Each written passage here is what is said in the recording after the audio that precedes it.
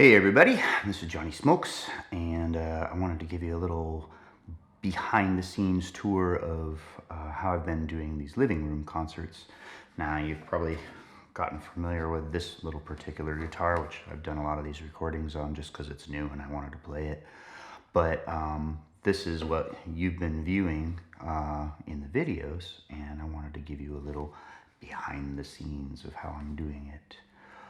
So this is actually what I've been up to. I have been recording my video on some external cameras. I started with an iPhone in the first few ones, but then I was having issues because the memory was running out on my computer while I was recording multiple tracks. So I had to kick the phone out and actually plug in a better camera, a Nikon that my girlfriend owns. So that was nice. And just out of view from the normal camera has been my Slate digital recording mic. And the simple chain in the whole thing is basically I've been plugging the guitar in to a Radial DI box. And that's just going right over here into my Scarlett Focusrite interface and USB right into the computer and doing a 2-track Protools session. So I take the DI from the guitar and blend it with the mic and put it into Protools, and that's how I've been actually creating everything. And here I'll walk you through the computer and show you how I'm doing that. So here in the computer, what I've been doing is just doubling up the guitar track, and this one here is just the vocals from the mic. I put the guitar into stereo, and you can see over here I pan it hard left and right, and then leave the microphone in the center, and the blended raw tracks will sound like this. I know it sounds funny, but I just can't stand the pain. And so then, once I get those done, what I can do is add some plugins. This is from the Slate Digital, and there's basically a mic emulator for this particular tube mic that I'm using. I think I'm using the FG37A, and I can choose different preamps, different EQ sections, sweeten it up with other EQs. So I did a lot of tweaking on the main microphone, mostly because what I was trying to do was accentuate the vocal characteristics and eliminate as much of the guitar sound that was present in the mic, because at the distance that it's at, it mostly just captures the really high-end bright stuff that's brittle. So I did a lot of squashing in those frequencies. But I had to be really selective about how to do it in order to not compromise the vocal mix. And then I just add a basic de-esser for male vocals, and that gets rid of some of the transient pops and everything. And then on the guitar tracks, I also use a bit of preamping and some real subtle EQs just to accentuate a couple frequencies.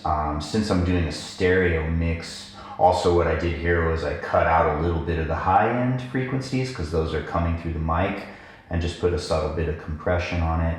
And what I found was, since I doubled the track and did it in stereo, I actually used different preamps on the left and right track, which is a micro difference to the ear, but there's also a subtle bit of difference in the EQing, and that way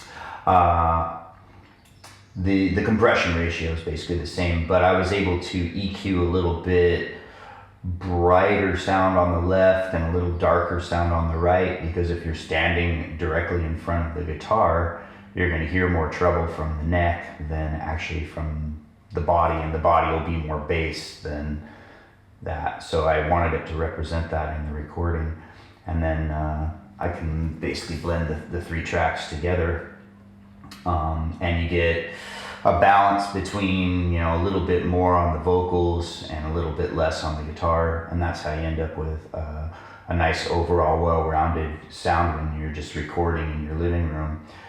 Girl, I'm leaving you tomorrow. So next thing is that I built another couple stereo mix down tracks, and I send the vocals to a stereo bus, and then the 2 guitar tracks left and right get sent to another stereo bus, and created essentially a 2-track mix of what I did, because then what I was able to do is go over and add some additional plugins to the stereo versions of it and set the stereo field a little bit better.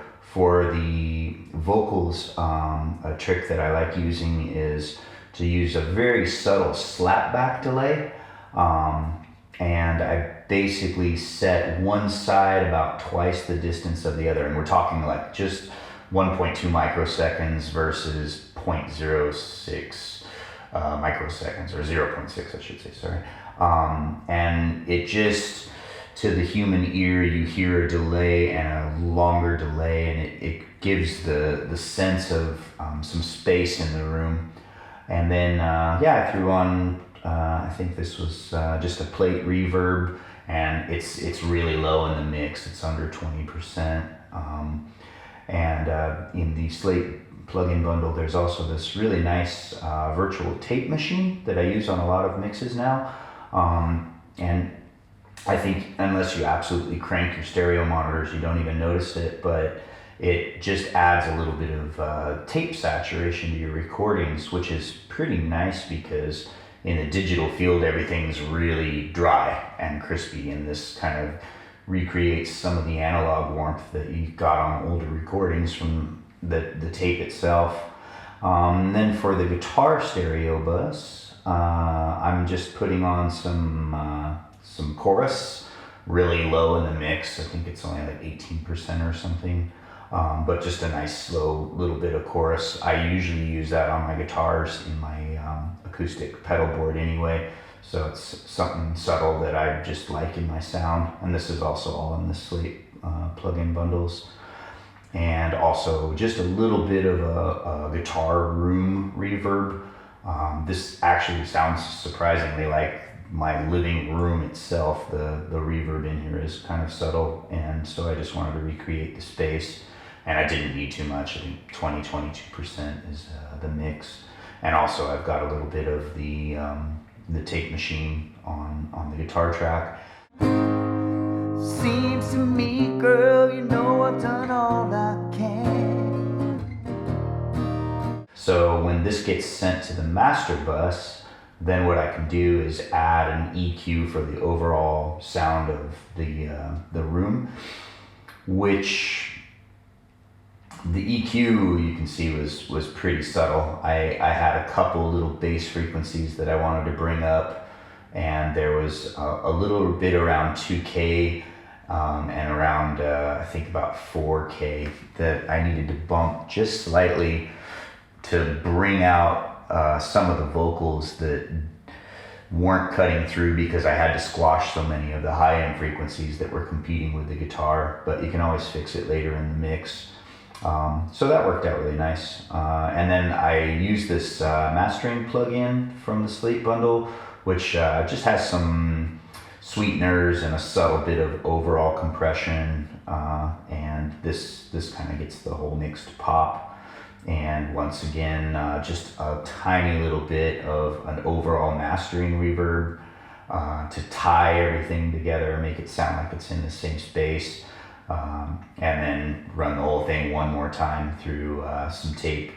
But I use a slower speed and a different tape on the settings, just to kind of recreate the mastering facility versus the recording system. So that's basically what I've been doing to get the tones that I'm using on the recordings. Sounds funny, but I just can't stand the pain.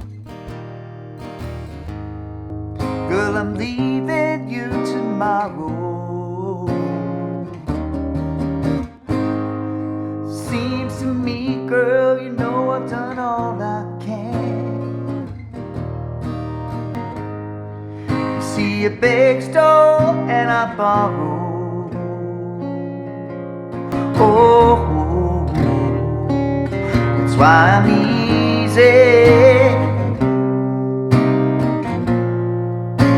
I'm easy like Sunday morning, yeah, yeah, yeah.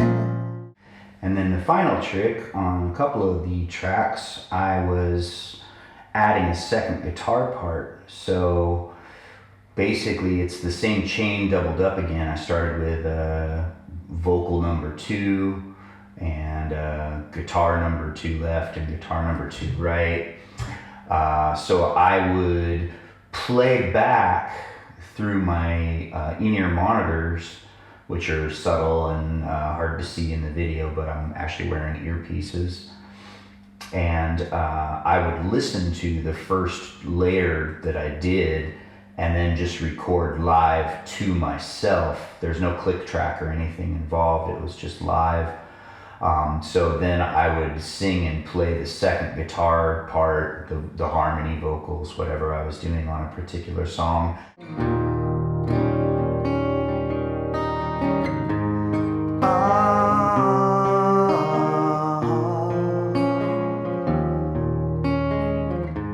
And then the mix down is basically the same. I take that and bounce the vocals down to a stereo group, bounce those guitars down to a stereo group, and then I took this 2 tracks and bounced it one more time further down to just a single group.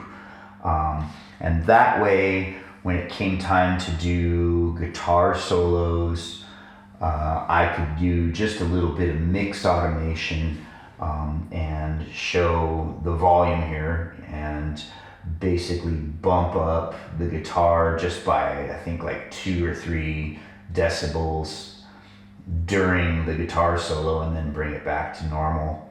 And it just sits nicer in the final mix, but it's an easy trick to just get multiple takes to come together. And if I wanted to continue and build on these, I could use the same thing and record basses and record drums and record 17 different guitar parts. If you want to make a multi-track video, that would basically be how you could go about doing it in a Pro Tools session or a multi-track recording session.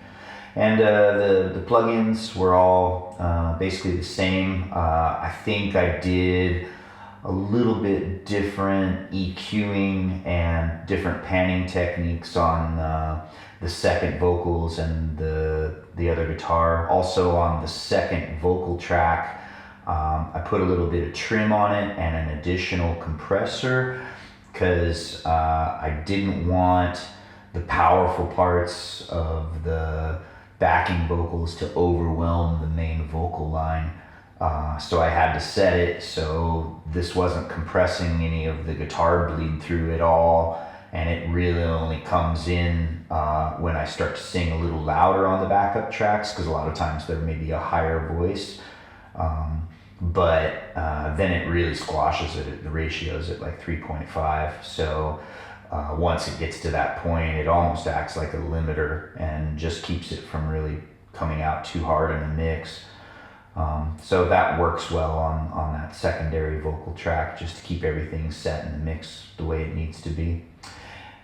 So those are my little behind the scene tricks. That's why I'm easy. I'm easy like Sunday morning, yeah, yeah, yeah. That's why I'm